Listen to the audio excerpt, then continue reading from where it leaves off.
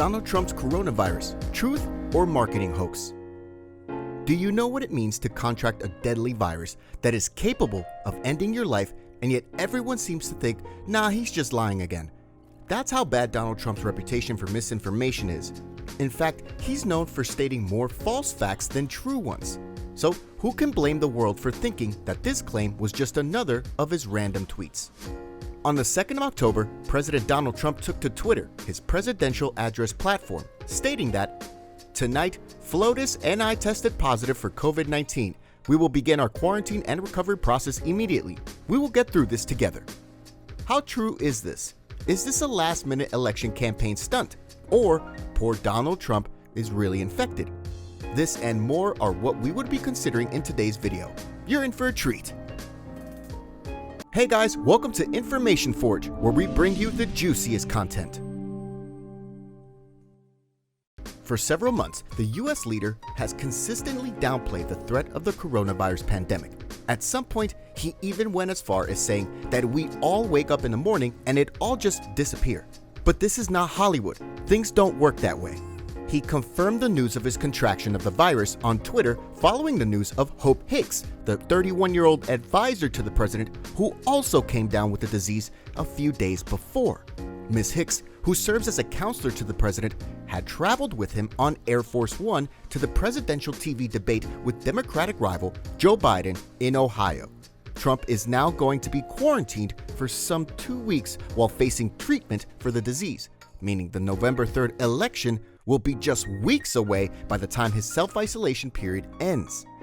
Now, while a lot can be said about the possible falsity of President Trump's diagnosis, we must also question the White House safety protocol, because a lot of White House officials have contracted the virus, from the president himself to the First Lady Melania Trump, the presidential aide Hope Hicks, the former advisor Kellyanne Conway, RNC chairwoman Ronna McDaniel, his campaign advisor Chris Christie, his campaign manager Bill Stepien, Notre Dame President John Jenkins, as well as Tom Tillis and Mike Lee, who are Republican senators.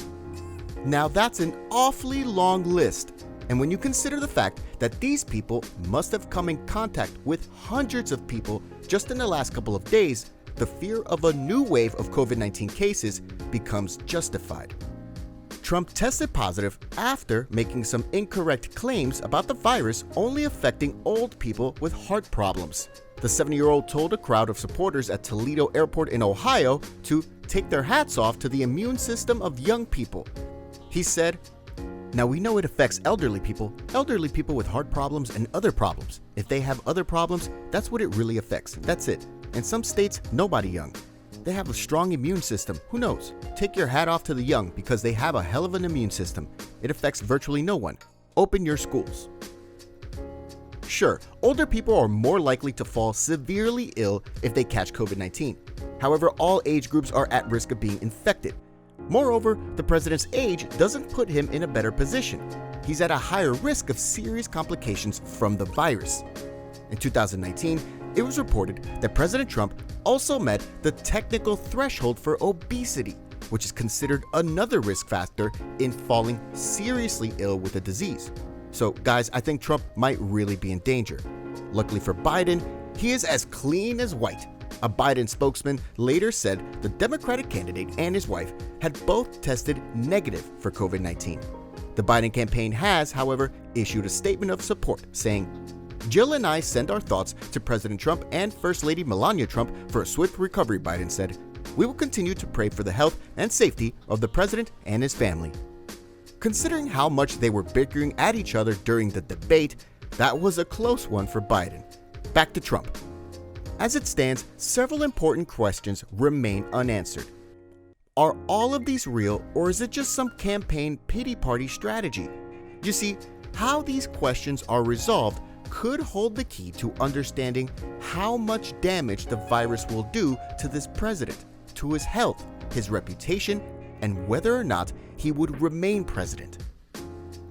How likely is it for the president to have the virus?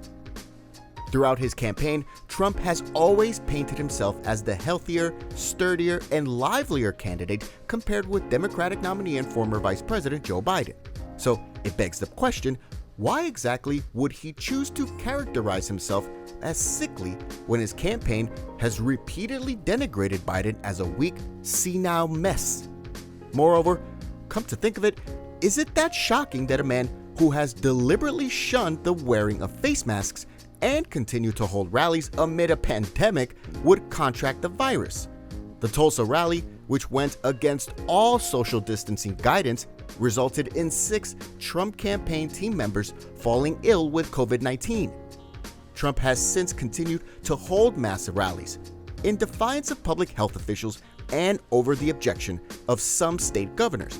Trump had planned a barnstorming tour of in-person events in key battleground states, including 2 events Saturday in Wisconsin.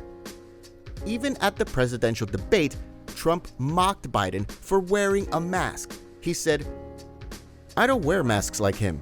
Every time you see him, he's got a mask," Trump said. "He could be speaking 200 feet away from people and he'll be wearing the biggest mask you've ever seen." So honestly, when I think about it, I don't think it's so surprising that a man who shuns protective measures would be infected by the virus. Also, the New York Times reported that White House officials tried to keep the news about close Trump aide Hope Hicks's diagnosis hidden from the public. It's widely believed that Hicks is the most likely person who could have infected the president and the First Lady. If the president had concocted this as a plan, why would his officials try to keep it stum? One other thing that we ought to consider is the fact that Trump's COVID-19 status has largely affected the U.S. stocks and foreign exchange market. U.S. stocks fell dramatically after the announcement. Now think about this. Trump has repeatedly boasted about the rise of the U.S. stock market as a major achievement of his presidency. The economy is one area where voters largely back Trump. According to a Gallup poll, it's the only area where Trump's approval rating stands at above 50%. So honestly, it would just be foolhardy and inconsistent to pull a stunt which undermines, arguably, one of his greatest strengths. And when you consider all of these, they all point to the fact that the president could really be sick. On a second thought, this is Donald Trump we're talking about. The man has told more lies than he can remember, and more crucially, the news of his contraction of the virus have been followed with much disbelief, rumors, and conspiracy theories. This is a major problem for Trump. The fact that conspiracy theories about the announcement have gone mainstream despite all available evidence is emblematic of a much wider problem. Public trust in Trump has gone sky high over the last 4 years of his presidency, and a lot of people are giving credence to the idea that Trump might be lying about this, despite a potentially detrimental impact on his campaign and his health. And you cannot blame them. Essentially, most people do not expect the truth from him. I mean, the man has a track record filled with several years of attacking the media as fake news, peddling conspiracy theories, and touting misinformation, all of which have now created an environment whereby people instinctively mistrust Trump. Trump's incessant habit of misinformation has taken a toll on the public's belief in the government's ability to tell the truth. Fact-checking and questioning every single word the president's administration says has become the default position for many. When you come to think of it, he is the middle of an increasingly desperate-looking campaign. This might just be a plot of some sort.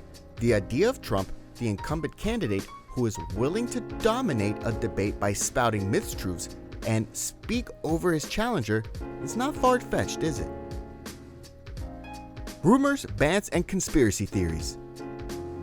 Ever since the announcement of his illness, several rumors, bans, and conspiracy theories have surfaced online. Although many of them appear to be politically motivated, the conflicting information from the White House over the weekend hasn't helped matters. Famous comedian Lonnie Love recently posted on Twitter that Trump is trying to avoid the next debate. Well, he did lose his cool at the last one. Anyways, White House officials have not been coherent in their answers on when the president was given oxygen. Even questions concerning when the president last tested negative for the virus remains unanswered. This has left people with no choice but to fill in the gaps with unfounded speculation. Here are some of the most viral rumors and what we know about them. The deliberate infection theory.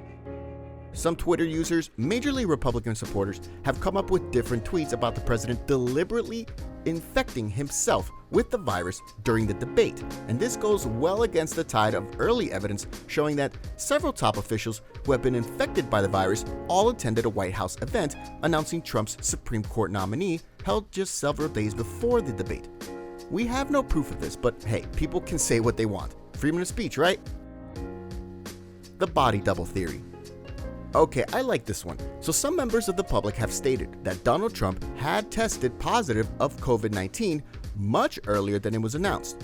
According to them, he is more ill than they are saying and has been in isolation. Hence, his most recent public appearances were staged with a body double. Tweets to this effect from accounts mostly supporting the Democratic Party accumulated thousands of retweets. However, the body double conspiracy theories are fairly common. Remember in 2016, similar allegations were hurled at the Democratic nominee, Hillary Clinton. So there goes that one. I would have loved to see two Trumps though. The secret oxygen tank theory. It gets better and better. So another rumor being spread is that the president was wearing a secret oxygen tank when he was seen leaving the White House on Friday. Many Twitter accounts supporting the Democrats circled close-up images of Trump claiming they could see he was hooked up to some kind of device and using it as evidence that the White House was downplaying how ill the president was. A similar claim was made by Trump's campaign last week during the debate about Joe Biden wearing an earpiece for aid. But even if he wasn't toting a hidden tank, we do know that the president was given supplemental oxygen at several points over the weekend. Up to this moment, there are more rumors about the president pretending to be ill for votes spreading online and being pushed by some high-profile opponents of Trump. What do you think about the situation? Do you think Donald Trump is really infected with COVID-19, or it's just a ruse?